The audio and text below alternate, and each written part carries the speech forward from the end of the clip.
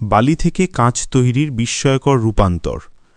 সাধারণ বালি থেকে স্বচ্ছ কাঁচ তৈরির প্রক্রিয়াটি অত্যন্ত চমকপ্রদ। এর জন্য মূলত ৩ ধরনের কাঁচামাল প্রয়োজন হয়: কোয়ার্টজ বালি বা সিলিকা, সোডা অ্যাশ বা সোডিয়াম কার্বনেট এবং চুন বা ক্যালসিয়াম অক্সাইড।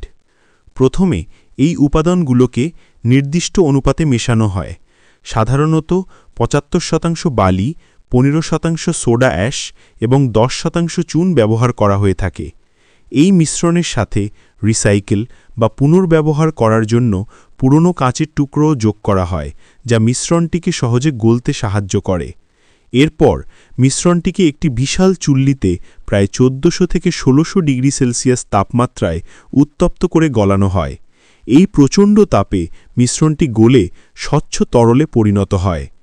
গলিত কাঁচকে এরপর বিভিন্ন ছাঁচে ঢেলে বোতল, গ্লাস বা জানালার মতো প্রয়োজনীয় আকার দেওয়া হয়। আকার দেওয়ার পর উত্তপ্ত কাঁচকে নিয়ন্ত্রিত তাপমাত্রায় ধীরে ধীরে ঠান্ডা করা হয়। এই প্রক্রিয়াটিকে অ্যানিলিং বলা হয়। এর ফলে কাঁচ টেকসই ও শক্তিশালী হয়ে ওঠে এবং ফেটে যাওয়ার ঝুঁকি কমে যায়। সবশেষে প্রয়োজন অনুযায়ী কাঁচকে পালিশ করে চূড়ান্ত রূপ দেওয়া হয়।